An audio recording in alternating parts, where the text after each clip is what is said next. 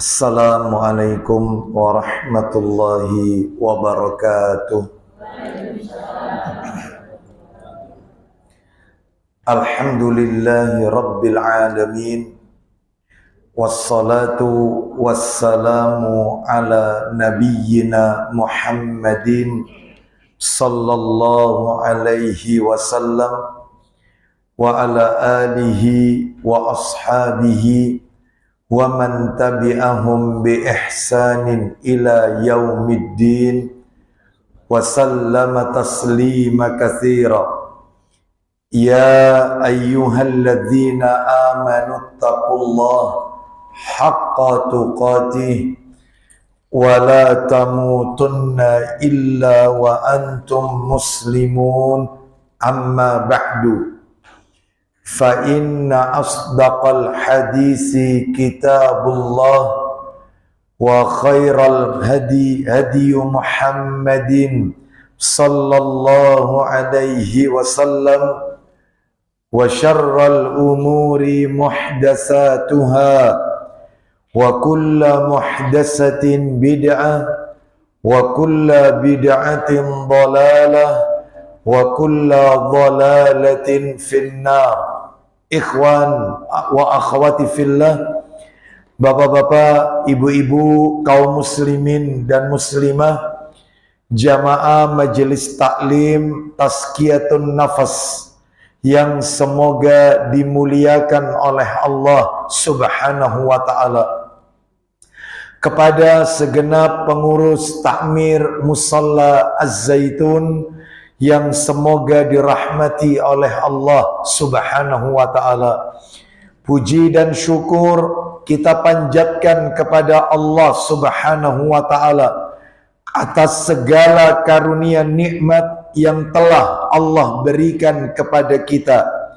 Salah satu dari sekian banyak kenikmatan-kenikmatan yang Allah limpahkan kepada kita dan kita rasakan pada pagi hari ini adalah Allah Subhanahu wa ta'ala mempertemukan kita dengan bulan Ramadan 1445 Hijriah.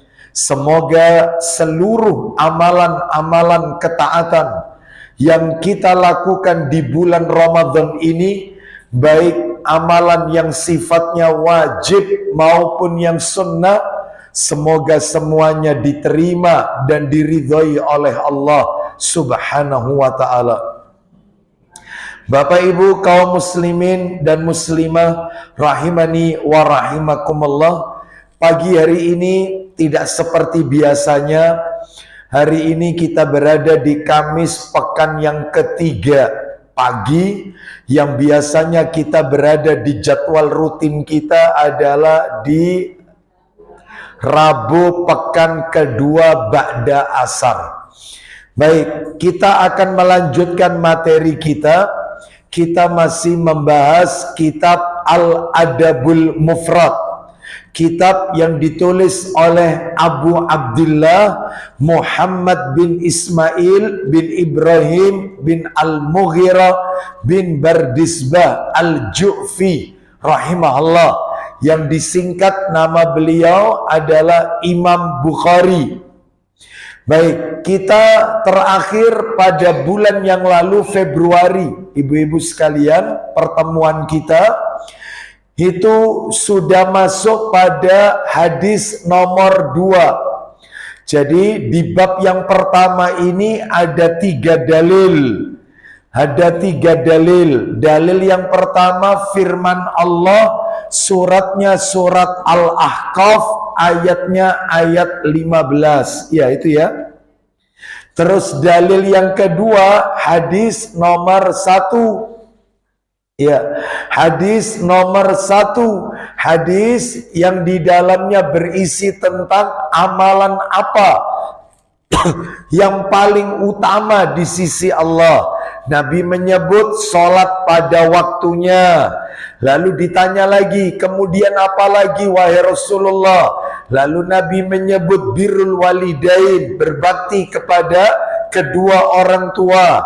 Lalu Nabi ditanya lagi, apa lagi? Lalu Nabi menjawab yang terakhir, al jihadu fi sabilillah, jihad di jalan Allah.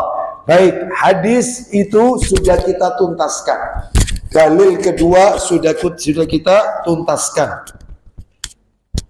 Ya. Lalu kemudian kita pada bulan yang lalu masuk pada hadis yang kedua.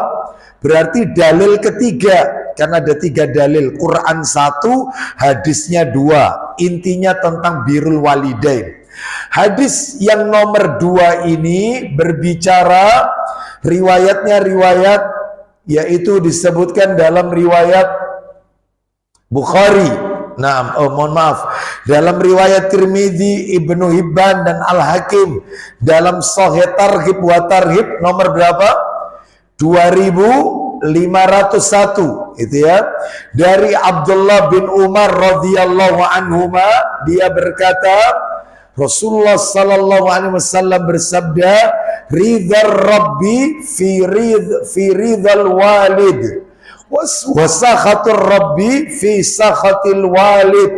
Keridhaan Allah itu tergantung pada keridhaan orang tua. Betul itu? Betul ya, itu yang kita bahas bulan yang lalu. Dan kemurkaan Allah tergantung pada kemurkaan kedua orang tua. Ya. Itu kalau tidak salah Februari tanggal 9 itu. Ya. Oh 7 ya, 7 Februari, betul. 7 Februari, tentang ridhonya Allah bergantung dengan ridho orang tua, murkanya Allah bergantung pada murka orang tua. Apa pelajaran yang bisa kita ambil dari hadis ini? Menurut catatan saya, bulan yang lalu sudah 2 pelajaran yang sudah kita tulis, kita sampaikan. Betul ya? Pelajaran yang pertama adalah hadis ini menjelaskan tentang betapa dahsyatnya efek keridhaan dan kemarahan orang tua kepada anaknya. Ya, efeknya besar. Betapa banyak anak-anak yang membuat orang tuanya menjadi marah, orang tuanya menjadi murka, orang tuanya menjadi tidak ridho. Entah itu marahnya marah di lisan atau mungkin karena lisan anak, atau mungkin perbuatannya anak, ya, sehingga orang tuanya itu menjadi marah, tidak ridho, ya. Dan ibu-ibu harus tahu bahwasanya jika orang tua itu sudah marah, tidak ridho, maka Allah juga marah, tidak ridho.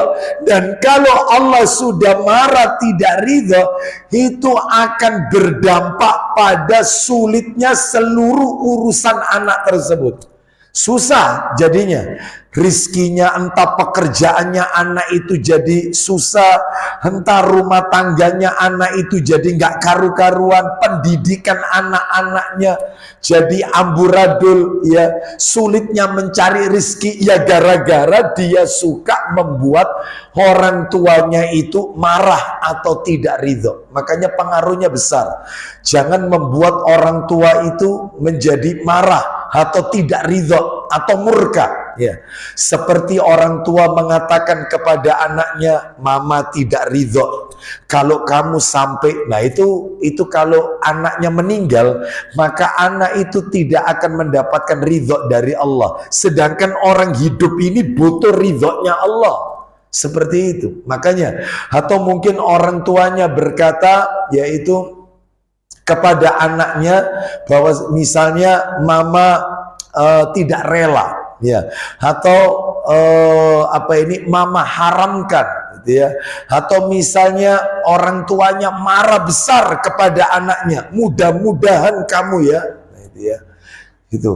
Jadi ini berarti nyumpai anak, ini nggak boleh. Lah itu akan berimbas pada sulitnya seluruh urusan anak tersebut. Baik, dan ini dalil-dalil pendukungnya waktu itu sudah kami sampaikan. Jadi intinya buat orang tua itu happy. Jangan buat orang tua itu menjadi murka atau marah. Seperti itu. Ya, sampai ada orang tua itu, wis, mama ndak punya anak sudah, wis, tak anggap mama gak punya anak. Oh, itu ya.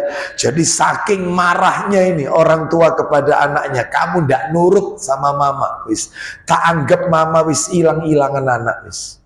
Nah ini berarti marah dia, lah itu imbasnya besar. Yang kedua, lah ini yang terakhir waktu itu di bulan Februari.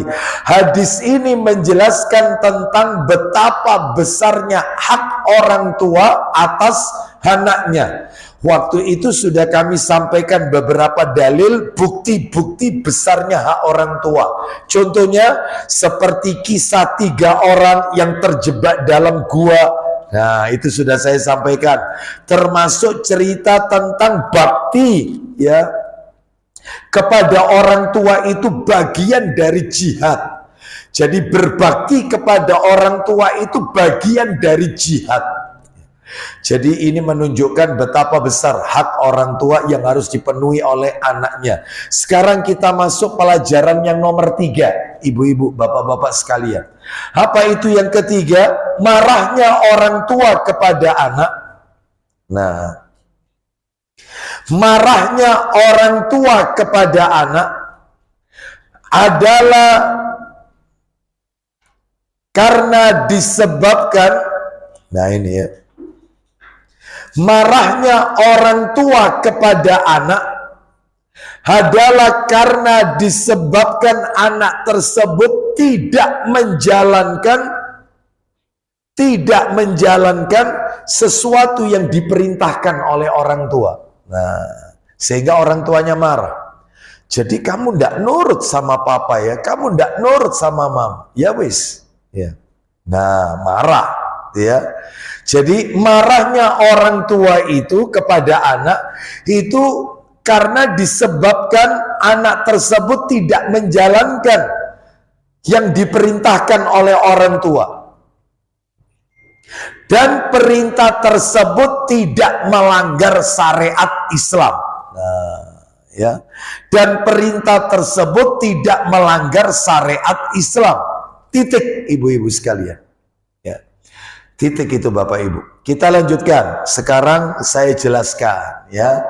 Jadi Bu, Pak, mohon maaf ini. Kalau perintah orang tua itu justru bertabrakan dengan Al-Quran dan Sunnah, menyelisihi syariat Islam, ya, melanggar aturan Islam, maka tidak boleh ditaati, nggak boleh. Jadi kalau ada orang tua memerintahkan anaknya, perintahnya itu melanggar syariat Islam, maka anak tidak wajib mentaati. Sebab mentaati orang tua, lihat, perhatikan ya, diingat-ingat ini. Mentaati orang tua, mentaati suami, mentaati pemimpin, ini ya, mentaati guru atau ustadz itu tidak mutlak. Ada syaratnya. Nah, seperti itu ya. Ada syaratnya, jadi bersyarat ya. Yang nggak pakai syarat itu kalau mentaati siapa? Allah dan Rasulnya, nggak pakai syarat. Mentaati Allah, mentaati Rasul, biduni syarat, nggak pakai syarat-syaratan. Tapi mentaati suami, ono syarati. Mentaati orang tua harus ada syaratnya. Taat kepada ulil amri pemerintah ada syaratnya. Taat kepada, yaitu dalam hal ini adalah orang tua itu ada syaratnya. Jadi tidak mutlak. Apa syaratnya? Selama perintahnya tidak melanggar syariat, maka boleh ditaati. Tapi kalau melanggar, maka tidak wajib ditaati. Contoh. Ada orang tua berkata kepada anaknya, "Nak, ya ini peninggalannya papamu ini banyak. Nanti kalau mama meninggal, tolong warisan ini kamu bagi rata sama adik-adikmu. Ya, kasihan adikmu yang perempuan kalau harus 2:1. Yang laki 2 bagian, yang perempuan 1 bagian. Kasihan, dibagi rata saja. Bagian roto loh nak, sakno adikmu. Ya, sampai kalau kamu tidak ngikuti berarti kamu tidak mentaati mama. Mama ndak ridho." Ya. Ternyata setelah orang tuanya meninggal, anaknya tidak mentaati wasiat perintah orang tua. Dia jalankan sesuai aturan Allah. Laki-laki 2 bagian, wanita 1 bagian. Maka anak ini tidak termasuk anak durhaka. Ya. Kenapa? Karena perintah orang tua menyalahi Al-Quran. Ya. Kecuali Bapak Ibu sekalian, kecuali sudah dibagi, laki-laki 2 bagian warisannya, wanita 1 bagian, lalu yang laki-laki berkata, ini loh dek, bagianku ada sebagian tak kasihkan ke kamu, ini hadiah. Lain soal. Tapi harus tahu angkanya dulu. Dia harus pegang dulu angkanya. Sebab orang itu akan berbeda ketika lihat uang sama tidak lihat uang. Beda. Oh iya, beda. Uang sudah masuk rekening awalnya, kau nurut. Ya bu, ya insya Allah. Ya bu, nanti tak bagi rata. Nanti ya, padahal ini warisannya 10 M ini. Ya, dan dia dapat hitung-hitungan. Dia ngantongi 3-4 M ini. Ngantongi ini. Dia ngantongi ini. Ya sudah. Karena tidak lihat uang. Ya, tidak lihat uang seperti itu. Begitu dibagi rata, begitu uang masuk ke rekening, beda alamnya. Lu gede ibadah. Nah, beda, ya. Makanya dalam hal ini harus syariat dulu yang diterapkan. Ya. Syariat Islam dulu yang diterapkan, yaitu laki-laki 2 bagian. Kau harus tahu dulu angkamu berapa. Ini angkanya. Dan yang wanita ini angkanya. Selesai. Baik. Sudah terima masing-masing. Ini bagianku sedikit kamu tak kasih. Nah, lain soal. Faham ya? Sampai di sini ya? Baik. Termasuk yang melanggar. Misalnya orang tuanya memiliki 3 tempat tinggal. Yang 1 Raya Kertajaya. Oh, ini ya. Yang 1 Raya Kedurus. Ya. Yang 1 lagi Raya Ampel misalnya. Oh, ini ya, misalnya. Ini angkanya beda tidak ini? Oh beda. Nah mama kalau nanti meninggal, sing Raya Kertajaya itu kok gawe adikmu ya. Lah kamu nanti yang Raya Kedurus, yang nanti ini satunya itu Raya Ampel. Ya. Apakah ini adil? Tidak adil. Melanggar syariat, jelas melanggar syariat. Lah terus gimana? Caranya harus diappraisal, ditaksasi, dinominalkan. Seperti itu. Ya. Raya Kertajaya dijual berapa? Tayyib misalnya 20 M. Misal. Yang ini total sekian, baik. Yang laki berapa? Yang laki ada 2, berarti 4. Perempuannya berapa? 1. Maka total misalnya ini total 30 M dibagi 5. 30 M dibagi 5. Berapa tiap anak itu dapatnya? Yang 1 2 bagian, 1 2 bagian, yang 1 dapat 1 bagian. Sudah? Lalu sudah ketahuan angkanya, ternyata dia dapat bagian ini, dapat bagian. Ya. Misalnya dia dapat bagian yaitu 15 misalnya, 15, ya.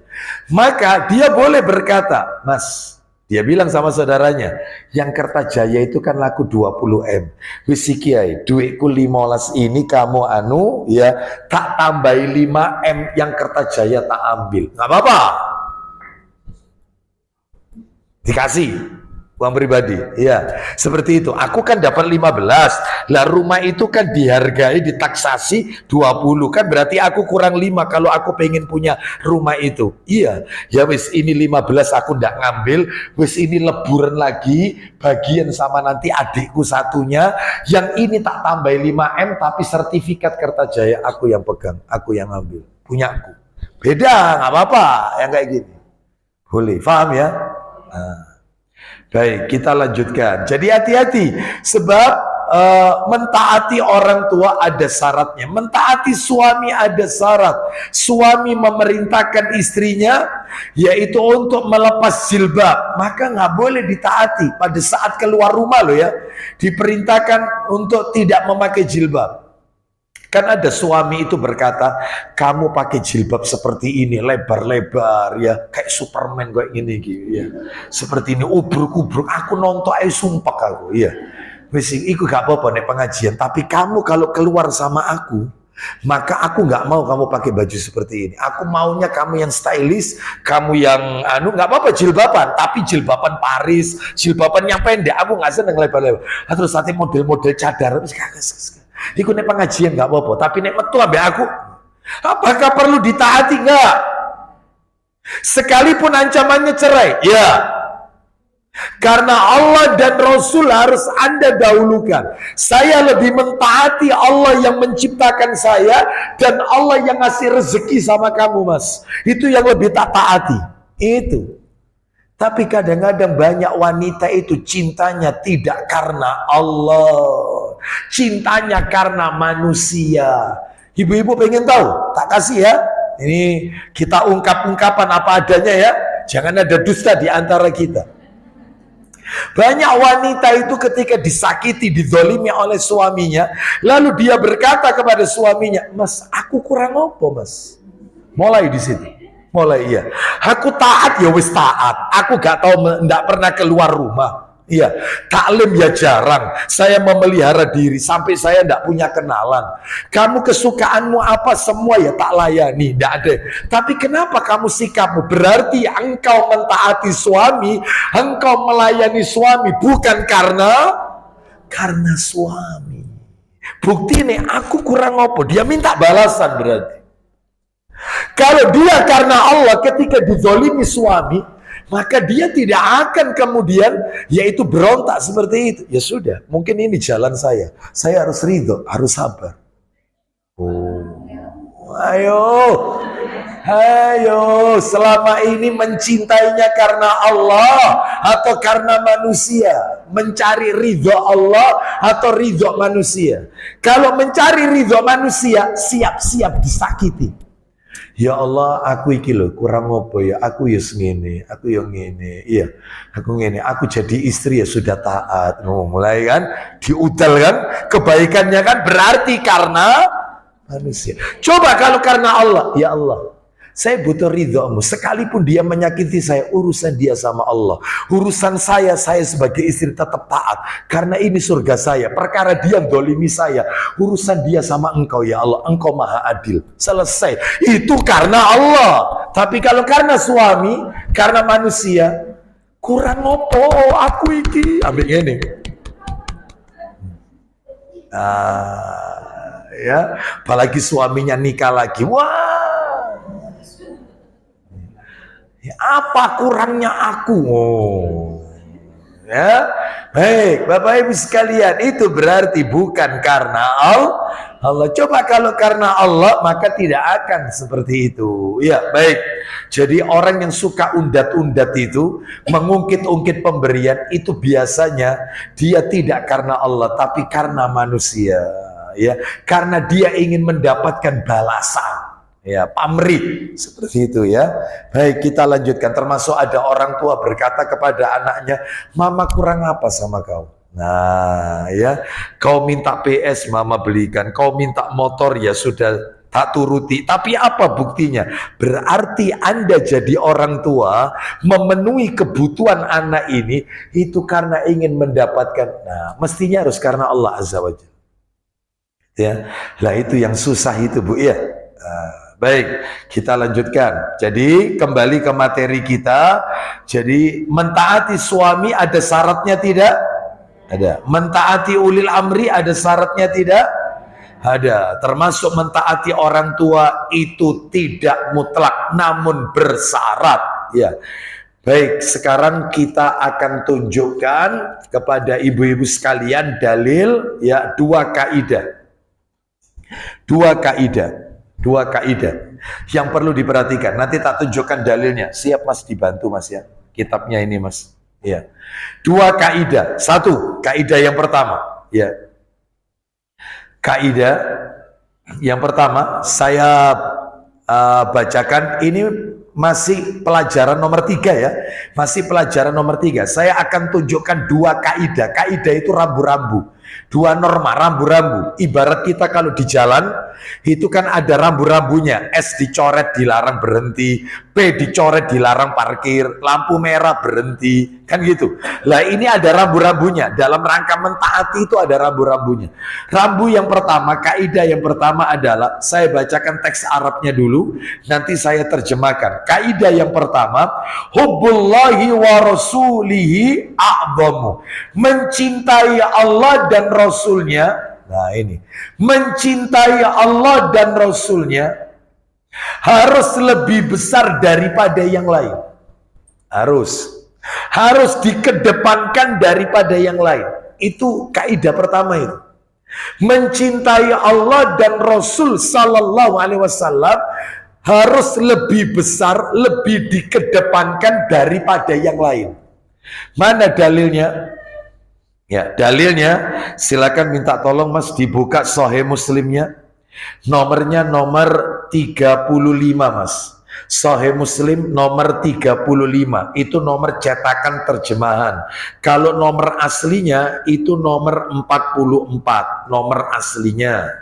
Ini nomor 35. Ayo kita lihat nomor 35. Silakan. Ya, terjemahannya saja. Saya bacakan teks Arabnya. Muslim nomor 35 dari Anas bin Malik radhiyallahu an. Dia berkata, Rasulullah SAW bersabda, la yu'minu ahadukum hatta akuna ahabba ilaihi min waladihi wa walidihi wan nasi ajma'in. Silakan terjemahannya Bapak. Dari Anas bin Malik, RA, katanya Rasulullah SAW bersabda. Ya, RA di sini radhiyallahu an, itu ya, disingkat itu radhiyallahu an. Silakan, Rasulullah SAW bersabda. Silakan Bapak. Belum sempurna iman seseorang kamu, ya, sebelum ia mencintaiku, terus melebihi daripada cintanya kepada anak-anaknya, terus kepada bapaknya dan kepada manusia semuanya. Duh, jelas. Ya. Tidak sempurna iman seseorang sampai dia lebih mencintai aku, melebihi cintanya kepada, yaitu anaknya, orang tuanya, dan seluruh manusia. Semuanya. Berarti mencintai Allah dan Rasul lebih dikedepankan. Harus lebih besar. Ya, dalilnya tadi. Tidak sempurna iman seseorang ya sampai dia mencintaiku melebihi cintanya kepada anaknya, orang tuanya, dan seluruh manusia. Nah, ya kan? Baik. Jadi Allah dan Rasul harus dikedepankan. Ya, saya tanya sama ibu-ibu, saya tanya, tolong dijawab ya, tolong dijawab. Ya, ada ndak di masyarakat itu dia lebih ndak enak sama tetangga daripada ndak enak sama Rasul? Ketika dia mendapatkan undangan, ternyata undangan itu adalah untuk acara, tanda kutip, saya nggak sebut ya, saya katakan global aja, tanda kutip, undangan itu tidak ada contoh dari Nabi, bahkan Nabi melarang keras, nggak boleh. Saya nggak sebutkan ya undangan itu.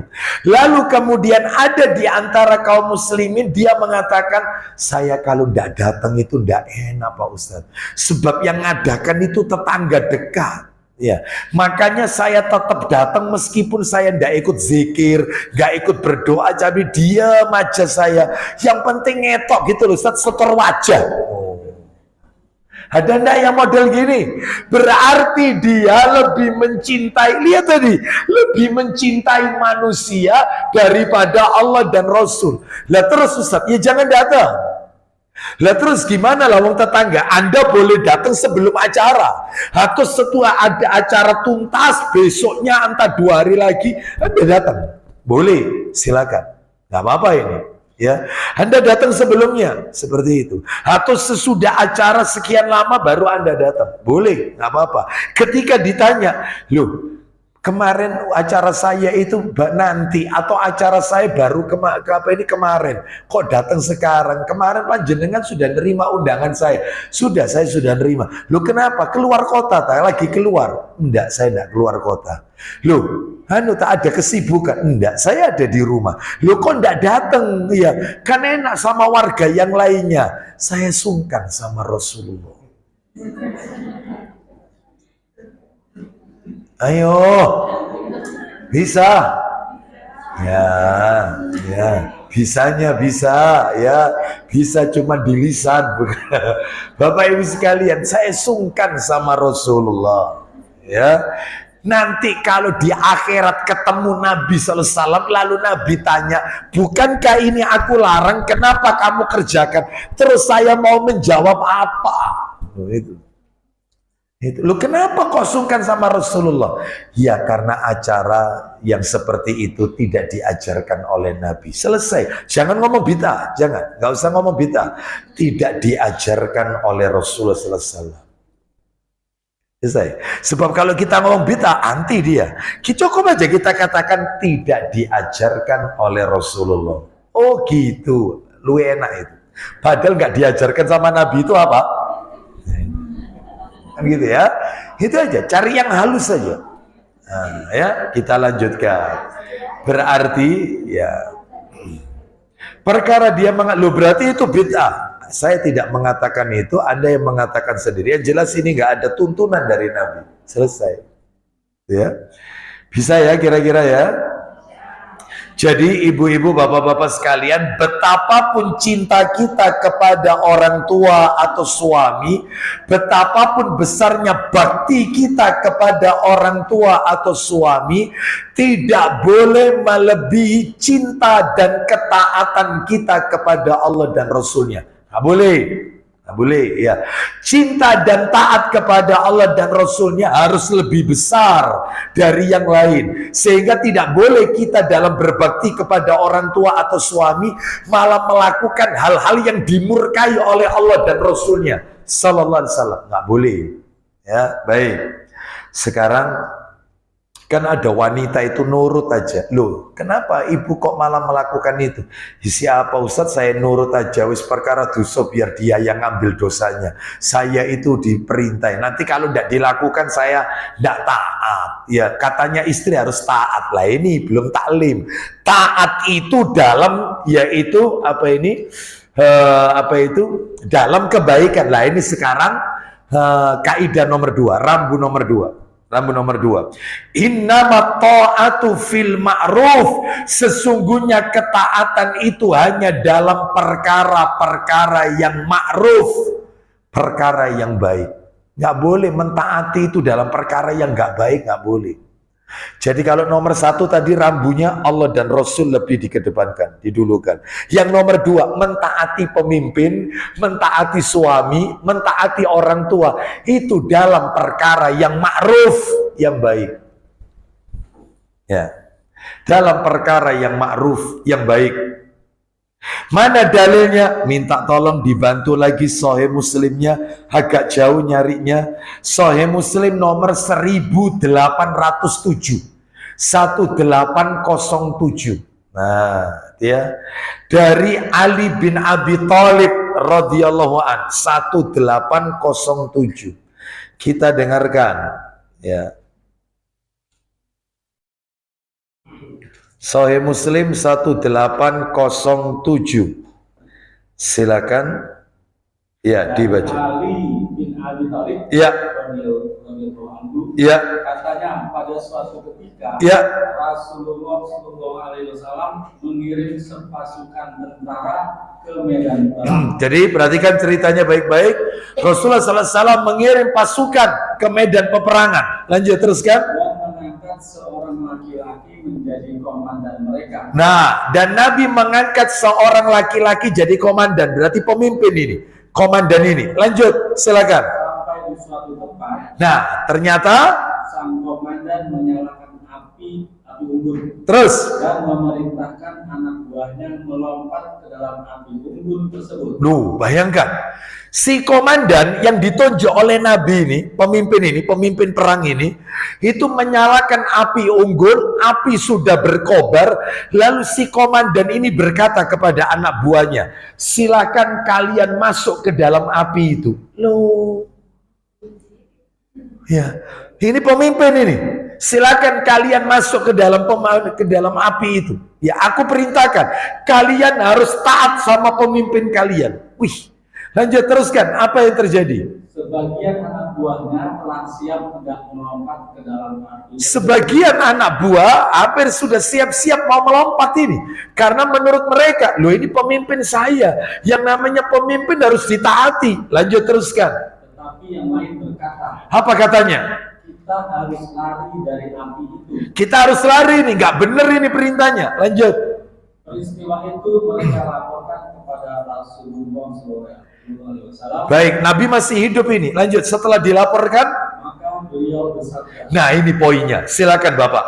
seandainya kamu melompat ke dalam api itu, Andai kata kalian nekat masuk ke dalam api itu, maka kamu akan senantiasa berada di dalamnya hingga hari kiamat nanti. kamu akan berada di dalam api itu sampai kiamat. Mendapatkan azab sampai kiamat. Bunuh diri berarti kan? Lanjut teruskan.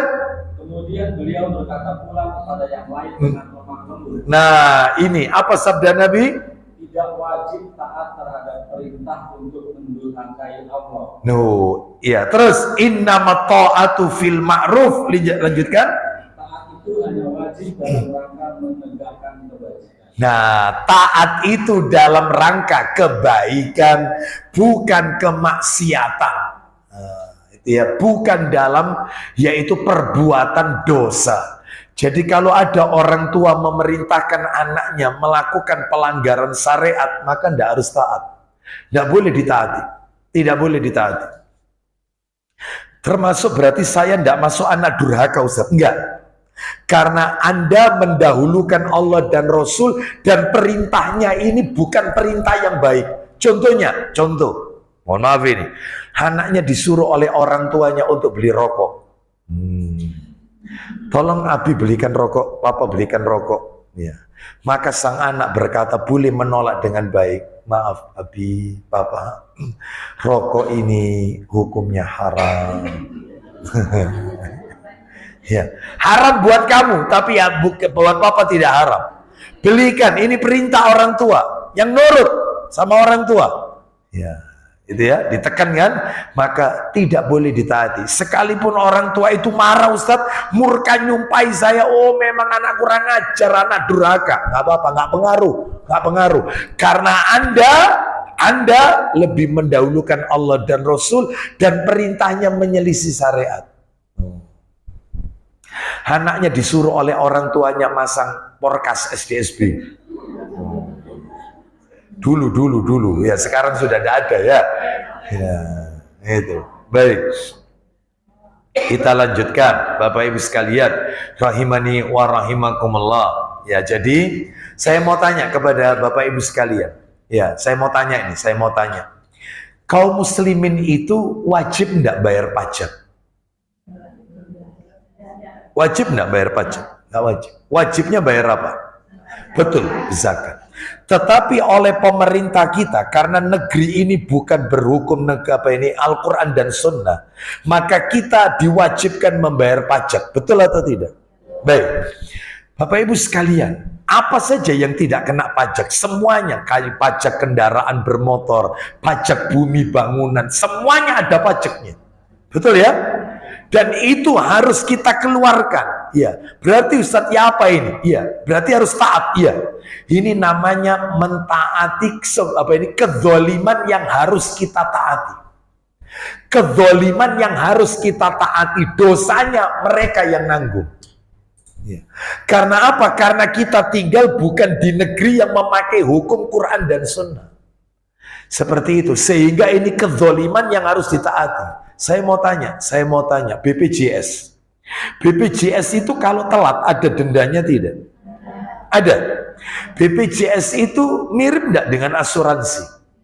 Hukum asuransi itu haram atau halal atau mungkin syubhat.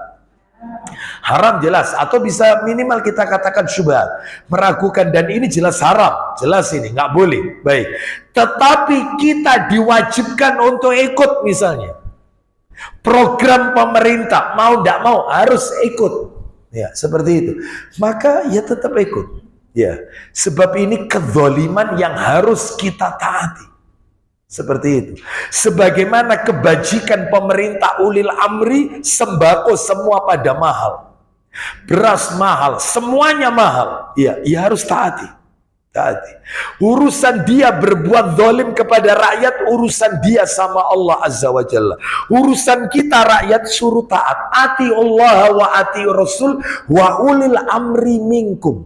Taatilah Allah, taati Rasul dan ulil amri di antara kalian. Nah, seperti itu ya, bisa difahami sampai di sini?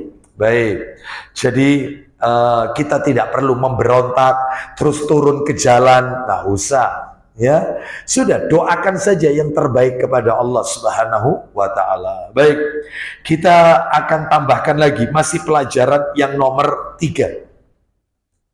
Pelajaran yang nomor 3. Boleh Bapak Ibu tulis ya, beberapa perkara yang tidak termasuk kategori durhaka kepada orang tua. Nah ini ya, beberapa perkara yang tidak termasuk kategori durhaka kepada orang tua. Jadi maksudnya begini Bapak Ibu. Bapak Ibu kalau melakukan beberapa perkara ini sebagai anak, maka Bapak Ibu nggak masuk kategori anak yang kurang ajar, anak durhaka, enggak. Perkara apa itu Ustadz yang nggak masuk kategori durhaka kepada orang tua? Satu, yang pertama ini, yang pertama, tidak mentaati orang tua ketika diperintahkan maksiat. Ini nggak masuk durhaka, nggak masuk durhaka, tidak termasuk anak durhaka.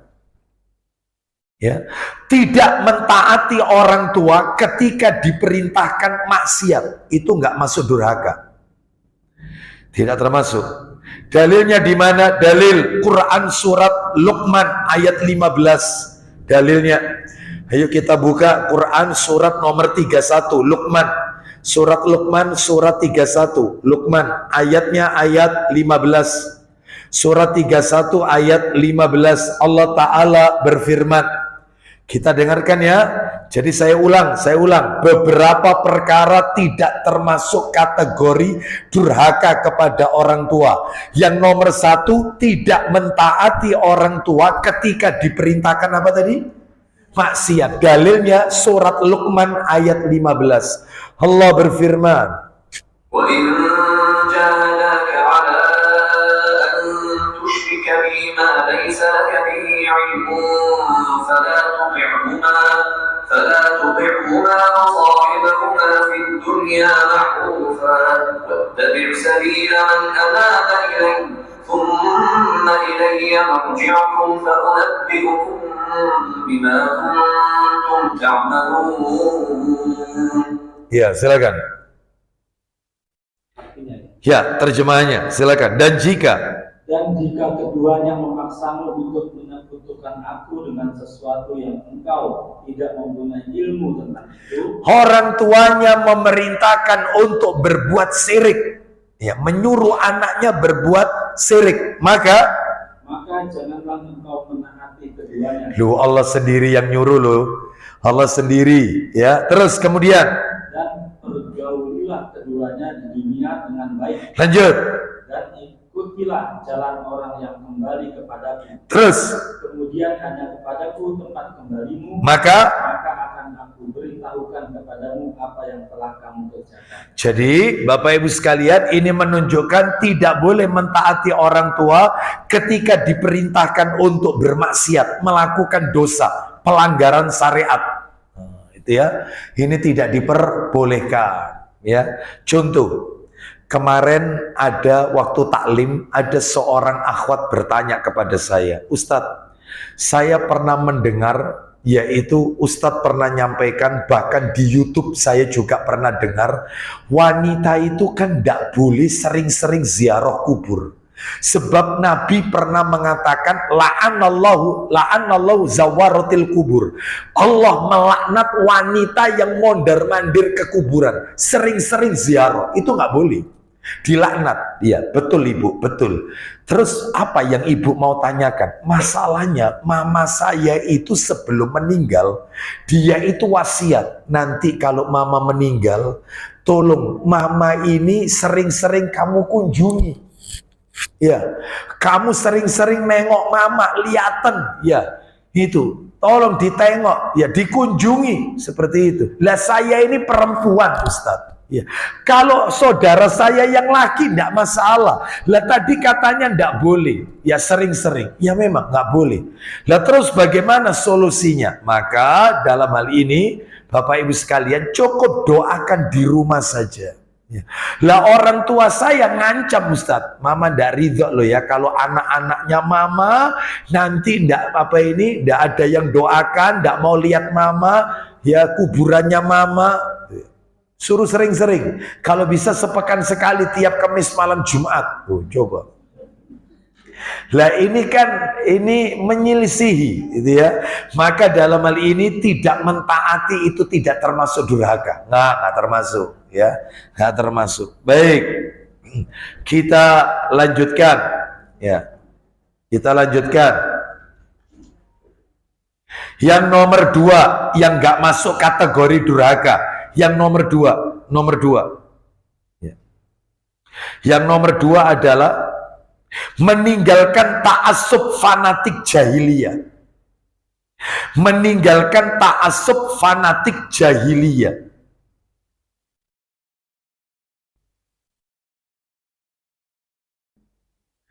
Ya, ta'assub itu fanatik. Fanatik itu ya apa fanatik itu? Ya, mengagung-agungkan ala jahiliyah. Jadi meninggalkan ta'assub fanatik jahiliyah. Ya. Ibu-ibu sekalian, saya jelaskan ya. Saya jelaskan bahwasannya ada di antara orang itu yang dia itu ta'assub jahiliyah, fanatik golongan, itu ada. Termasuk misalnya fanatik keluarga, fanatik suku, fanatik marga, itu ya. Fanatik terah, apa terah itu? Ya keturunan, nasab, ya. Seperti itu, walaupun di atas kesalahan. Ya. Jadi kalau seseorang itu tidak ikut membela, maka dia tidak termasuk durhaka kepada orang tua. Enggak. Iya, kan ada orang itu yang dia itu terlalu berbangga-bangga dengan nasab. Kami ini anak cucu Rasul. Ya, ada nggak yang kayak begini? Ya, sehingga ketika akan memilihkan jodoh harus sama-sama yang anak cucu. Ada sebagian orang Arab itu begitu, ibu-ibu sekalian. Ya. Termasuk kalau kita bicara mohon maaf ini ya, ini sekedar banyak ya orang-orang Arab itu yang kekeh dengan marga ya. Ayah saya India, ibu saya Arab ya. Itu kalau saya dengar ceritanya, prosesnya ruwet itu dulu, ribet ya. Karena orang Arab harus dapat orang Arab. Ya, dia nggak ridho, ya dia nggak mau kalau dapat orang non Arab selain Arab. Nah, itu namanya fanatik ta'assub ya, hala jahiliyah, fanatik keturunan nasab. Nggak boleh. Selama dia orang soleh, selama dia orang bertakwa, maka nggak apa-apa. Karena inna akramakum indallahi atqakum. Yang mulia di sisi Allah di antara kalian adalah orang yang bertakwa. Dan yang namanya orang bertakwa itu tidak harus orang Arab, pribumi pun nggak masalah, seperti itu ya. Sehingga dalam hal ini saking raminya, sulit untuk proses pernikahannya. Qadarullah akhirnya nikah ya, akhirnya kemudian muncullah saya kan gitu ya. Seperti itu. Saya pun juga begitu, sama. Berarti saya ikut ayah India kan. Lalu kemudian saya menikah dengan orang Arab. Agak ribet juga. Agak ribet ya, seperti itu. Karena harus sama-sama dapat orang Arab. Alhamdulillah qadarullah ya tetap Ya, seperti itu. Ya, takdirnya Allah Azza wa Jalla. Makanya dalam hal ini siapapun boleh. Ada orang itu yang fanatik marga, harus marga ini dapat marga ini. Ada enggak yang kayak begini? Nah itu, selama marga yang dia anu itu orang soleh nggak masalah. Tapi kalau itu misalnya bukan orang soleh, ini karena fanatik keturunan, maka tidak boleh ditaati. Ya, makanya keluarga dari ayah saya, meskipun apa itu India, ada yang dapat Cina, ada nikah dengan Cina. Ya. Ada yang banyak nikah dengan Jawa, orang pribumi, banyak, ya banyak, nggak masalah. Selama dia orang soleh, orang yang bertakwa kepada Allah, orang yang mulia di sisi Allah, orang yang bertakwa kepada Allah Azza wa Jalla. Baik, kita lanjutkan. Sebab ada yang kekeh itu ya. Baik. Mana dalilnya? Dalilnya adalah disebutkan dalam hadis riwayat Ahmad, dalam Musnad Imam Ahmad. Ya, nomornya. Nah ini saya bawa ini, tidak ada di kitabnya, tidak saya bawa.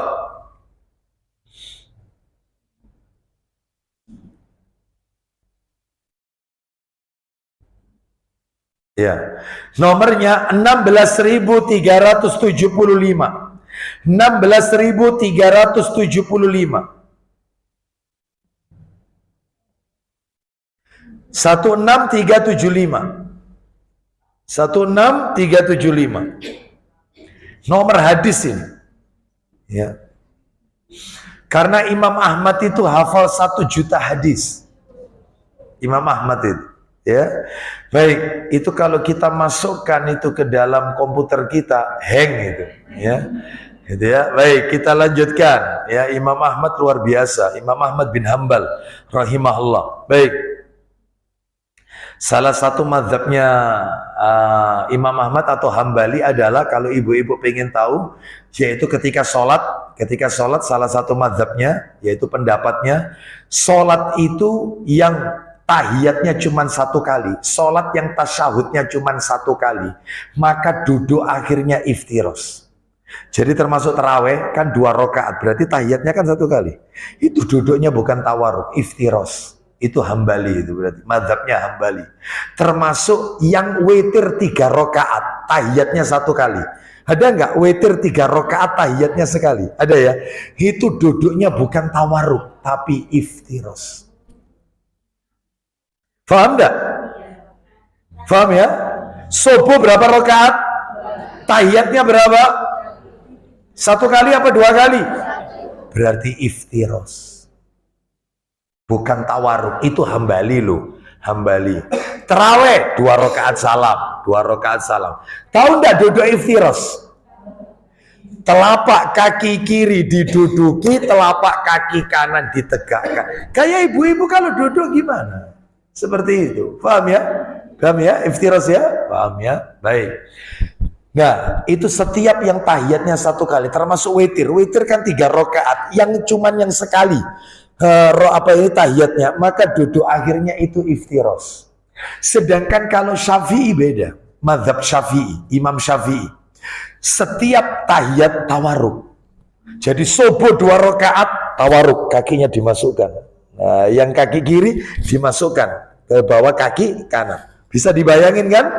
Baik. Termasuk terawih 2 rakaat salam masuk lagi. 2 rakaat salam masuk lagi. Termasuk witir masuk lagi. Tawaruk semuanya. Lah saya kadang-kadang ya bingung kok ada, yaitu jamaah itu rakaat pertama, 2 rakaat pertama iftiros ketika terawih, iftiros lagi 2 rakaat lagi iftiros lagi, begitu witir 3 rakaat tawaruk. Ini namanya selingkuh. Yang 4 kali salam Hambali, yang witir pakai Syafi'i. Selingkuh itu andai kata cocok-cocokan, kurang pas, kurang bukan anunya gitu loh ya. Paham ya maksudnya ya? Paham ya? Apa perlu saya praktekkan duduknya?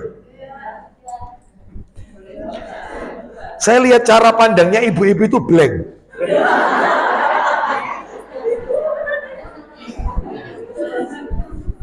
Iftiros, subuh, terawih, Witir 3 rakaat, ini Hambali. Syafi'i subuh. Taraweh, witir, paham? Wis, kayak gini lagi ya. Ya, sambil bayangin soalnya ya. Baik, jadi itulah yang namanya duduk iftiro sama tawarruk ya. Jadi bedanya itu. Kita lanjutkan. Ya, ini dalilnya nomor berapa tadi dalilnya? 16375. Dalilnya adalah yaitu dari Abbad bin Kasir Asyami, dari seorang penduduk Palestina, dari salah seorang dari mereka yang bernama Wasilah. Sesungguhnya dia berkata, saya telah mendengar Rasulullah SAW bersabda, yaitu saya bertanya kepada Rasulullah SAW, wahai Rasulullah, apakah termasuk dari fanatik golongan jika seseorang itu menyukai kaumnya? Beliau bersabda, tidak, tapi yang termasuk fanatik adalah seseorang yang menolong kaumnya padahal dia melakukan penganiayaan. Nah, itu masuk kategori fanatik. Ya, jadi kalau ada orang itu cinta sama marganya, ya, seneng sama terahnya, suku tertentu, misalnya kalau di Indonesia itu ada suku apa itu di belakangnya itu apa? Ada. Indonesia biasanya di belakangnya itu berarti nama marga atau nama suku apa? Harahap atau apa? Harahap itu termasuk ya Batak ya. Itu marga ya, marga lah seperti itu ya. Termasuk kalau orang Arab kan banyak ya. Kalau di Indonesia apa lagi? Nah itu Arab ya. Kalau di Indonesia apa? Hah? Laudi. Nah seperti itu kan marga. Baik. Kalau dia senang hanya sekedar senang nggak masalah. Tetapi yang termasuk fanatik itu adalah marganya, keluarganya atau terahnya melakukan kezoliman dan dia membenarkan, dia tidak menyalahkan. Lah itu yang namanya fanatik. Nggak boleh ya. Baik. Kita lanjutkan sekarang yang nomor yang tidak termasuk durhaka nomor 3. Yang tidak termasuk durhaka nomor 3. Memberikan kesaksian kebenaran yang memberatkan orang tua. Apa ini? Ya. Memberikan kesaksian yang benar gitu aja. Memberikan kesaksian yang benar sekalipun memberatkan orang tua. Nah, ini memberikan kesaksian yang benar sekalipun memberatkan orang tua. Contoh, seorang anak diminta untuk menjadi saksi atas tuduhan yang dijatuhkan kepada orang tuanya. Anaknya jadi saksi, yang tertuduh itu orang tuanya. Lalu si anak berkata, memang benar Pak Hakim, saya melihat sendiri orang tua saya yang melakukan. Itu malah jebloskan orang tuanya, itu nggak apa-apa, itu tidak termasuk anak durhaka. Pasti orang tuanya berkata, kok malah gak belani bapak, kok malah kamu ini anak apa kamu ini, mestinya kan anak itu bela. Lo bela itu kalau benar lah bapak melakukan kesalahan, saya katakan jujur apa adanya, itu tidak termasuk durhaka. Nah, ya, nggak masuk. Meskipun kita dalam tekanan, ancaman. Gue kono takonnya bi hakim jaksa, jangan loh, jujur loh ya. Sing nobruk bapak loh, memang. Tapi jujur loh ya, jujur loh ya. Misalnya ini, ternyata jujur. Iya, saya waktu itu bersama ayah saya dan ayah saya yang menabrak. Ya, itu sampai diancam nggak dapat warisan itu. Ya, nggak apa-apa. Dan tidak termasuk anak durhaka. Nggak masuk kategori. Ada dalilnya. Dalil An-Nisa ayat 135. An-Nisa surat nomor 4 An-Nisa ayat 135. Kita dengarkan An-Nisa 135. Allah Ta'ala berfirman, Ya ayyuhalladzina amanu qawwamina bil qisti syuhada'a lillahi walau ala anfusikum ولو على أنفسكم أو الوالدين والأقربين إن يكن غنيا أو فقيرا فالله أولى بهما فلا تتبعوا الهوى أن تعدلوا وإن تلووا أو تعرضوا فإن الله كان بما تعملون خبيرا. Silakan baca terjemahannya Bapak. Wahai orang-orang yang beriman, Iya. jadilah kamu penegak keadilan. Loh, jelas penegak keadilan, menjadi saksi. Menjadi saksi karena Allah. Jangan karena manusia, karena Allah. Nggak usah takut. Lanjut. Walaupun terhadap dirimu sendiri Atau terhadap ibu bapak dan kaum kerabatmu. loh, jelas sekali itu. Terus kemudian, Jika dia yang terdakwa kaya ataupun miskin, yang terdakwa itu orang kaya atau orang miskin, maka Allah lebih tahu kemaslahatan kebaikannya. maka Janganlah kamu mengikuti hawa nafsu karena ingin menyimpang dari kebenaran. loh, mentang-mentang orang tua, ya mentang-mentang orang kaya dibela supaya, nah ini nggak boleh nih, harus jujur, adil. Terus, Dan jika kamu memutarbalikkan kata-kata atau kemudian menjadi saksi, maka ketahuilah Allah Maha mengetahui terhadap segala apa yang kamu kerjakan. Duh, ancamannya itu ya. Baik. Masih ada lagi surat Al-Maidah, surat nomor 5 ayat 8. Al-Maidah ayat 8. Allah Ta'ala berfirman, Al-Maidah ayat 8. Kita dengarkan. Satu lagi dalil ya. Al-Maidah ayat 8, surat nomor 5 ayat 8. يا أيها الذين آمنوا كونوا قوامين لله شهداء بالقسط ولا يجرمنكم شنآن قوم على ألا تعدلوا اعدلوا هو أقرب للتقوى واتقوا الله إن الله خبير بما تعملون. Ya, kita dengarkan Al-Maidah ayat 8, surat nomor 5 ayat 8. Silakan. Wahai orang-orang yang beriman, Jadilah kamu sebagai penegak keadilan karena Allah ketika menjadi saksi dengan adil. Duh, terus lanjut. Dan janganlah kebencianmu terhadap suatu kaum Mendorong kamu untuk berlaku tidak adil. gara-gara kita fanatik, maka yang kita benci itu kita jatuhkan, yaitu kesaksian kita dengan saksi yang palsu misalnya. Lanjut.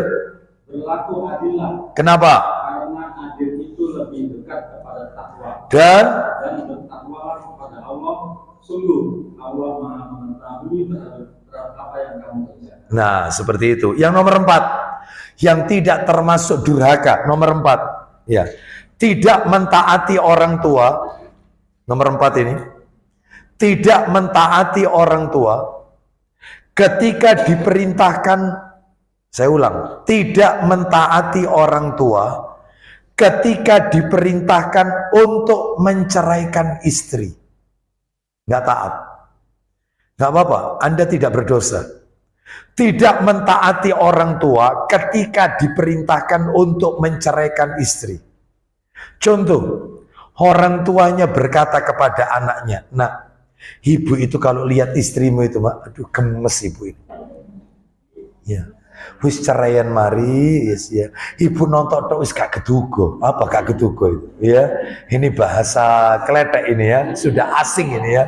Sudah, ya seperti itu. Ya, masih banyak perempuan lain, insya Allah kamu itu ya masih ganteng, masih muda, nanti dapat yang lebih baik. Wis cerai lerenono mari, wis suruh cerai. Si anak masih cinta sama istrinya. Ya, si anak tidak mau menceraikan istrinya, maka anak ini tidak termasuk anak durhaka. Loh Ustadz, ada kemarin itu ibu-ibu, mungkin dia sering ikut taklim ya. Dia tanya kepada saya, Ustadz, saya pernah dengar Nabi Ibrahim alaihissalam itu pernah menyuruh Nabi Ismail untuk menceraikan istrinya. Kan itu hadisnya sahih riwayat Bukhari. Dan akhirnya Ismail alaihissalam menceraikan istrinya. Lalu nikah lagi dengan wanita soleha. Awalnya tidak soleh, tidak soleha. Karena ketika Nabi Ibrahim datang, Ismail tidak ada, si Nabi Ibrahim ini ditanya, siapa Anda? Jadi dulu itu mantu itu tidak tahu kalau itu mertua, dulu itu nggak tahu. Makanya Nabi Ibrahim ketika datang, wanita ini tanya, siapa Anda? Ya, kau tidak perlu tahu siapa saya. Saya ingin tanya kepada engkau, bagaimana yaitu rumah tanggamu bersama Ismail, suamimu. Maka wanita ini curhat, kami dalam keadaan susah, kami ini dalam curhat. Banyak wanita sekarang curhatnya di status. Ya, itu ya, curhatnya status ya. Kadang-kadang curhatnya itu bukan pakai kata-kata. Ya, misalnya itu foto atau apa, wanita menangis. Ya Allah, curhat ini, curhat berarti lagi sedih ya. Nggak boleh, haram. Ya, nggak boleh ya. Ya, terus ada kadang-kadang ditulis, ya, betapa lelahnya hidup ini. Oh Allah, ya. Ada lagi yang agak-agak ya Allah rek ketemu sotil mane. Ya. Ketemu wajan, ketemu sapu, nginem lagi, tulis status. Berkeluh kesah, nggak boleh, ya. Jadi hati-hati ibu-ibu sekalian, ya. Baik, curhat sebaik-baik curhat itu kepada Allah Azza wa Jalla. Nggak perlu kemudian isi hati kita yang kita rasakan diketahui oleh banyak orang. Nggak perlu, ya seperti itu. Baik, bahkan Nabi sudah mengajarkan kepada kita untuk menghilangkan kita kegalauan kita. Kalau kita suka galau, suka duka, suka sedih, itu ada doanya. La ilaha illa anta subhanaka inni kuntu minadz zalimin. Nggak usah cerita-cerita curhat kepada teman. Belum tentu teman itu amanah, bisa jadi aib kita diumbar sama dia. Maka curhat terbaik sama Allah, minta sama Allah, ya Allah, ya Rabb. Gitu ya. Nggak perlu nulis-nulis di status, nggak perlu. Ya, baik. Ya, anaknya apa ini tangannya baru kena apa lagi masa itu difoto. Apa yang nggak masuk status? Ya, mau ngabuburi di mana buka. Foto lagi, Allahu Akbar, ya. Jadi hati-hati ya, hati-hati. Kalau yang seperti ini tidak boleh, bahkan menampilkan kemesraan dengan keluarga di status nggak boleh. Ya, makan bareng sama suami, ya, termasuk foto pernikahan, ya, itu termasuk suami lagi mencium kening istrinya, dikirim misalnya lagi bergandengan tangan, meskipun fotonya dari belakang, orang tahu kalau ini suaminya. Ya, seperti itu. Ya, nggak boleh kayak gini, nggak boleh menampilkan kemesraan, nggak boleh. Mesti wanita kalau difoto mesti tangannya begini, ya dua. Maksudnya jadikan aku yang kedua. Itu maksudnya. Faham saya maksudnya? Oh, berarti sudah siap kalau begitu ya. Jadikan aku yang kedua, begitu ya. Duakan aku, nggak apa-apa, berarti ya. Kalau laki-laki biasanya kan begini ya. Satu lagi. Sama saja, ya, baik. Gak usah pakai simbol-simbol seperti itu, ya. Mana dalilnya? Nah, sebentar. Bukankah Nabi Ibrahim menyuruh itu? Bahkan, bukan hanya Nabi Ibrahim. Jadi singkat cerita tadi, akhirnya Nabi Ibrahim berkata kepada istrinya Nabi Ismail. Singkat cerita ya, ini riwayat Bukhari. Nanti tak tunjukkan Bukhari nomor berapa nanti. Belakangan aja. Lalu Nabi Ibrahim berkata, nanti kalau suamimu datang, sampaikan ke suamimu, ambang pintu rumahnya suruh ganti. Baik, akhirnya nggak lama Nabi Ibrahim keluar, Nabi Ismail datang. Ada orang yang datang? Ada. Siapa? Dia tidak menyebut namanya. Ada pesan yang dia sampaikan? Ada. Apa pesannya? Ambang pintu rumahnya suruh diganti. Suruh mengganti ambang pintu rumahnya. Kau tahu siapa yang datang itu? Enggak tahu. Ayahku Ibrahim. Dan kau tahu maknanya ambang pintu rumah harus diganti? Enggak tahu. Berarti aku diperintah untuk menceraikan engkau. Sekarang aku ceraikan engkau. Cerai. Curhat. Perihal rumah tangga kepada orang lain. Meskipun mertua. Nggak boleh. Keep. Tutup. Perihal rumah tangga. Tutup. Jangan diceritakan. Urusan kamar, urusan rumah tangga. Hanya berdua. Nah ya. Terus kemudian Nabi Ismail nikah lagi.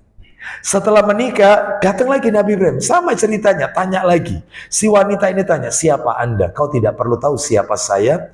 Saya hanya ingin tahu bagaimana rumah tanggamu bersama Ismail. Alhamdulillah, kami bersyukur kepada Allah. Ismail orang yang soleh. Kami menerima apa yang Allah berikan kepada kami. Banyak maupun sedikit, maka kami bersyukur. Katakan kepada suamimu kalau datang, hambang pintu rumahnya jangan diganti. Berarti qanaah. Wanita qanaah, merasa cukup apa yang sudah dia. Ada kira-kira wanita seperti itu di sini? Ya, qanaah, ya. Baik, merasa cukup apa yang sudah Allah berikan. Ya, baik. Lanjutkan. Berarti kan itu berarti boleh Ustaz. Itu mentaati. Terus ada cerita lagi Umar bin Khattab radhiyallahu anhu, kan ada itu dalilnya. Nanti hadisnya yang tadi saya jelaskan. Umar bin Khattab menyuruh putranya. Lah ini agak menarik ini. Namanya Abdullah bin Umar. Nama lengkapnya Abdullah bin Umar bin Khattab radhiyallahu anhu. Ceraikan istrimu, ceraikan istrimu. Abdullah bin Umar enggan menceraikan istrinya. Sampai akhirnya si bapak lapor sama Nabi. Lapor sama Nabi. Wahai Rasulullah, anakku Abdullah bin Umar tidak mentaati aku. Loh, memangnya yang kau suruh apa? Aku suruh dia untuk menceraikan istrinya dan dia tidak mau menceraikan istrinya. Akhirnya dipanggil, bawa ke sini. Dipanggil, apa benar kau tidak mentaati orang tuamu untuk menceraikan istrimu? Benar wahai Rasulullah. Kenapa? Karena aku masih cinta sama istriku. Makanya aku tidak ceraikan. Ya, taati orang tuamu. Diceraikan akhirnya. Meskipun dia masih cinta. Lah itu ya apa itu Ustaz? Seperti itu. Maka katanya ulama, kalau orang tua panjenengan sudah sama seperti Nabi Ibrahim dan Umar bin Khattab, gak apa-apa. Gak apa-apa. Kalau sudah sama lo levelnya lo ya. Levelnya kayak Nabi Ibrahim sama Umar bin Khattab, gak apa-apa. Ibu gak seneng nonton bojomu dong. Ya gak tuku tadi itu. Ya. Wis gak iso masak, tangine awan, aduh gak iso ngewangi ibu, nyapu yo gak bersih. Wis lapo, nek wis akeh momong kon durung duwe anak wis cerai. Ada ndak yang kayak gini? Ada. Apakah dituruti? Tidak.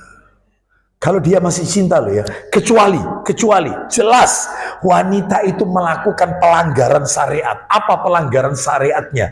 Dia berkenalan dengan laki-laki yang bukan mahram, tidak menjaga kehormatan diri dan seterusnya. Suka tiktokan, wajah cantiknya dinikmati oleh laki-laki sehingga laki-laki di luar bojone sapa kok ayu ini. Berarti tidak menjaga kehormatan diri. Suami kerja dia tampil wajah di tiktokan, dinikmati oleh laki-laki lain. Wih, glowing juga ya. Haram. Berarti tidak menjaga kehormatan diri. Ya, makanya saya punya judul taklim, judul kajian 20 penyimpangan bermain tiktokan. 20 penyimpangan bermain TikTok. Oh iya, itu. Ada musiknya. Orang bermain TikTokan itu gangguan jiwa. Senyum-senyum. Iya, praedan.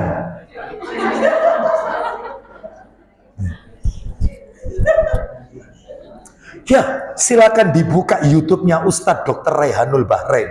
Hafizahullah Ta'ala. Bagaimana hukum TikTokan? Beliau dokter mengatakan bahwasannya orang bermain TikTokan ini yaitu ada gangguan ya dalam kejiwaan. Kecuali cuplikan dakwah, potongan dakwah terus dimasukkan TikTok. Kecuali itu ya. Lah ini tidak joget-joget sendiri, guyu sendiri. Wah, pra. Ya, pra ODGJ. Ya. Betul. Ya itu. Ya, jangan. Ya, baik. Kecuali ya bacaan Quran dimasukkan TikTok ya, tidak tampil wajah atau nasihat ulama nggak tampil wajah tapi nasihatnya dengar suaranya itu di TikTok bagus. Dakwah amar ma'ruf nahi mungkar boleh. Ya. Baik, kita lanjutkan. Jadi di mana Ustaz dalilnya Nabi Ibrahim memerintahkan siapa tadi Nabi Ismail untuk menceraikan anaknya? Ditulis saja Sahih Bukhari, kitabnya tidak ada di sini, nomor 3364 Bukhari ya, Sahih Bukhari 3364, termasuk cerita tentang Umar bin Khattab radhiyallahu an, ya, cerita tentang Umar bin Khattab memerintahkan anaknya itu, itu ada di dalam hadis, riwayatnya adalah riwayat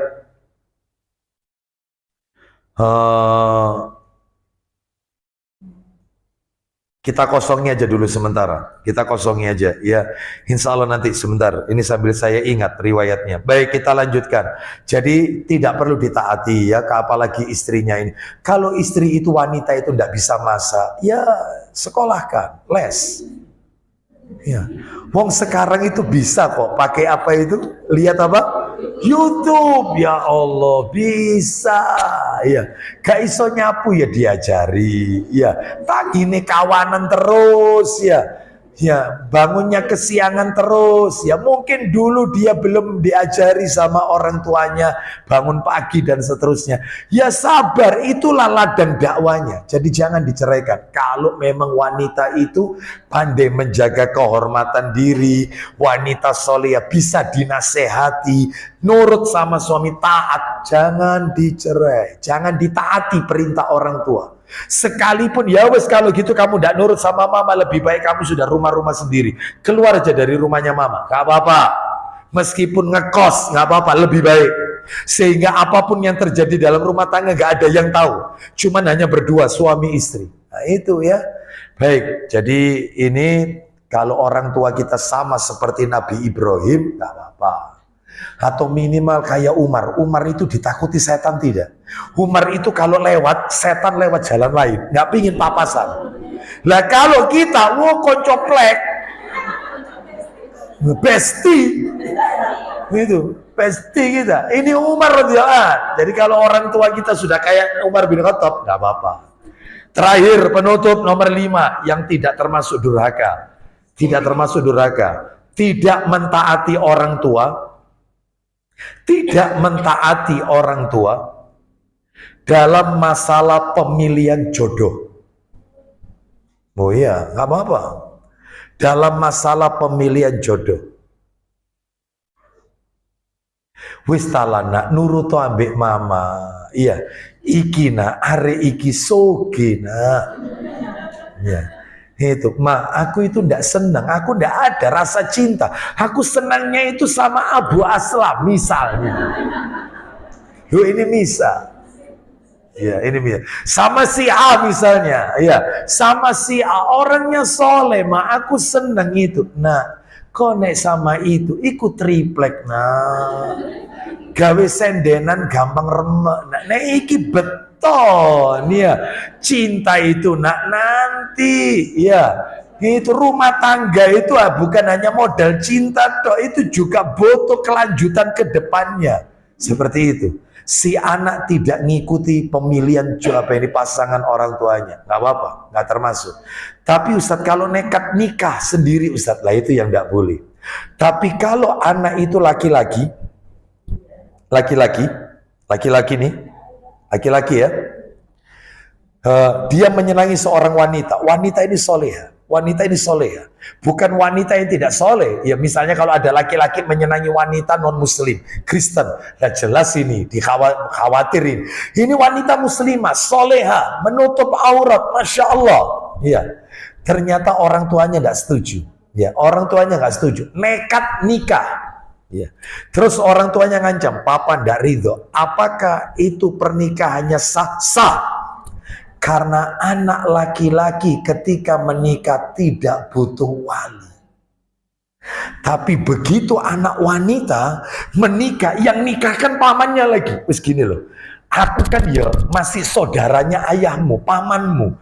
Ayahmu ndak setuju, aku setuju. Daripada kamu rontang-runtung ke sini berduaan, itu juga itu fitnah, itu ya dosa. Wes aku yang nikahkan kamu. Itu kalau nekat dinikahkan, orang tuanya ndak setuju masih hidup, maka zina selamanya.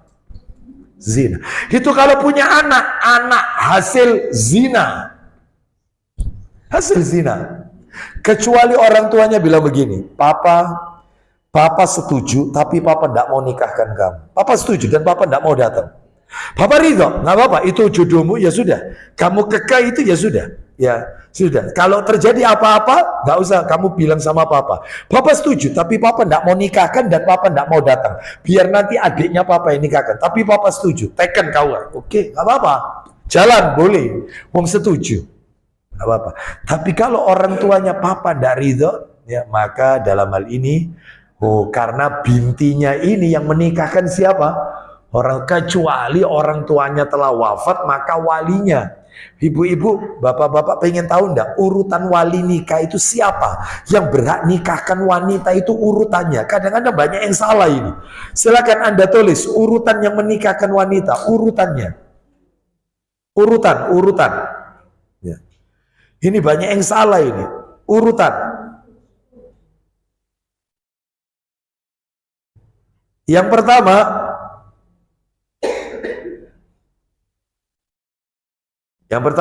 bapak.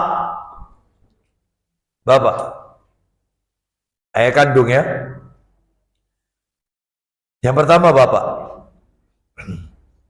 Dan ke atas. Itu nomor 1. Jadi kakek. Bapak tidak ada, cari atas dulu. Kakek. Ada enggak? Bapak itu paling utama. Nomor 2, anak. Lu anak. Iya, kalau misalnya janda. Anak. Ya. Ustadz, bapaknya ada, anaknya hidup. Mana yang didulukan? Bapak. Ini nomor urut ini, urutan ini. Ya. Bapak meninggal, ternyata si bapak ini punya saudara kandung paman. Ya paman. Karena kan jalurnya ke atas ini, atau kakek ke atas. Kalau ini sudah tidak ada, maka baru jatuh nomor 2 urutannya, anak. Oh mohon maaf. Nomor 1 tadi apa? Bapak ke atas. Nomor 2 anak kalau janda. Loh, misalnya kalau tidak ada bapak, ada paman, maka tetap anak. Keliru tadi saya. Mohon maaf, tetap anak. Anak yang nikahkan, bukan paman. Meskipun paman hidup, paman itu nanti urutan berikutnya nanti. Jadi anak itu ranking kedua setelah bapak. Yang nomor 3, saudara kandung, dulur kandung. Itu nomor 3 itu, urutan. Saudara kandung. Jadi wanita itu punya saudara kandung. Ya. Ustadz, misalnya nih ya, saudara kandung wanita itu, perhatikan, wanita itu punya saudara kandung laki-laki. Wanita itu juga janda, punya anak laki-laki sudah dewasa. Ini dua-duanya punya. Mana yang diutamakan? Urutannya mana? Anak. Nomor 2 anak. Paham ya? Ini urutan ya, urutan. Saudara kandung urutan nomor berapa? Nomor 4, paman dari bapak. Oh, baru paman. Lah kalau dia bukan janda Ustaz, tidak punya anak, ya urutannya diurut dari atas, bapak dulu. Tidak ada bapak, anak. Oh dia itu gadis ya Ustaz, cuma tidak punya bapak, ya dulur kandung. Itu dulur kandung tidak ada, paman nomor 4. Paham maksudnya? Yang nomor 5, hakim ulil amri. KUA nomor 5.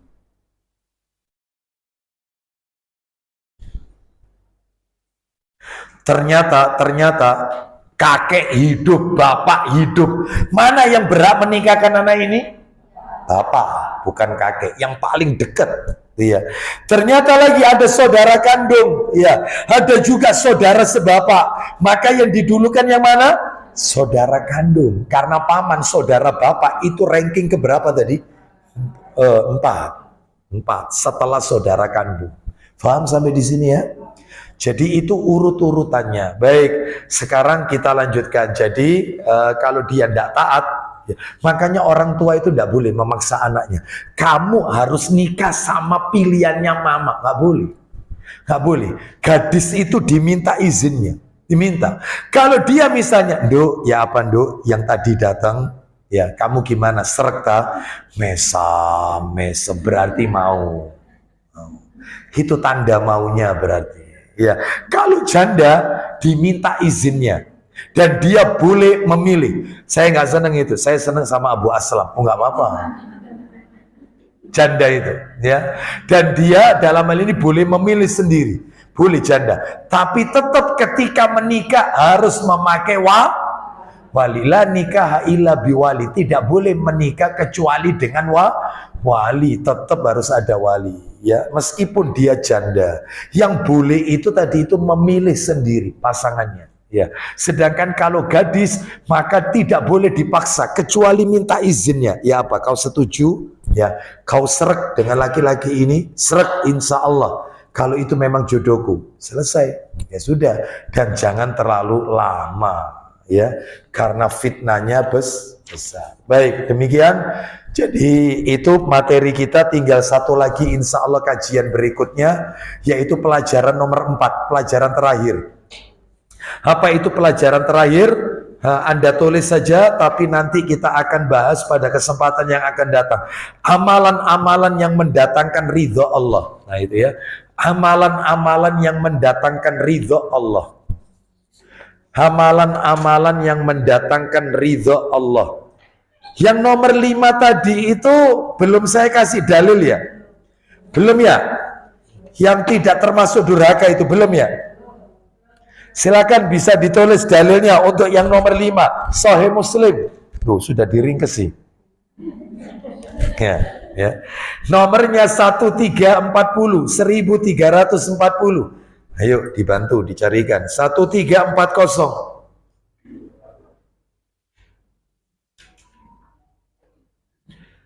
Ya, 1340. Kita dengarkan. Silakan. Kita dengarkan, ya. Dari Abu Hurairah. Iya. Iya. Katanya Rasulullah SAW bersabda. Isinya, lah ini perhatikan. Seorang wanita janda tidak boleh dikawinkan begitu saja sebelum diminta persetujuannya. Tuh, diminta persetujuannya. Itu kalau janda. Terus. Dan seorang gadis tidak boleh dikawinkan sebelum diminta izinnya. Lanjut, teruskan. Para sahabat bertanya, apa itu? ya Rasulullah, Bagaimana mengetahui izinnya gadis itu? bagaimana caranya kamu memperoleh izinnya? Ya. Jawab Rasulullah, izinnya ialah jika ia diam. Diam. Gimana, Nduk? Kamu setuju? Diam. Ya sudah. Ya. Jadi nggak boleh dipaksa, nggak boleh memaksakan kehendak, nggak boleh orang tua. Ya, sudahlah kamu itu ini aja. Ya, sudahlah. Imamah yakin kamu akan bahagia. Jangan. Ya, minta izinnya dulu. Ya, wallahu a'lam wa bishawab. Ya. Sampai di sini ada pertanyaan? Ya, satu aja. Karena waktunya, silakan.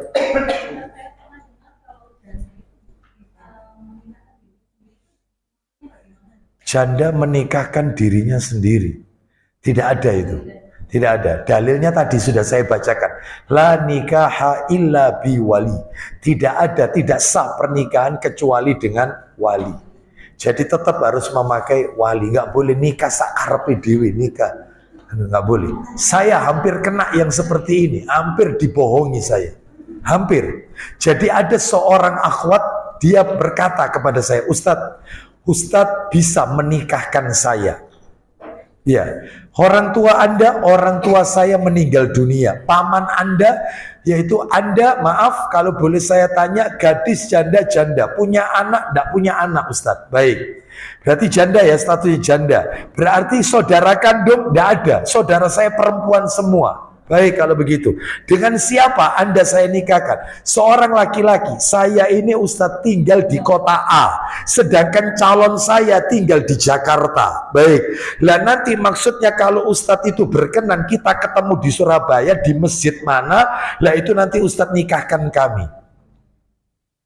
Ya, baik kalau begitu. Ya. Nama orang tua Anda siapa? Nama orang tua saya fulan. Baik kalau begitu. Anda tinggal di kota mana?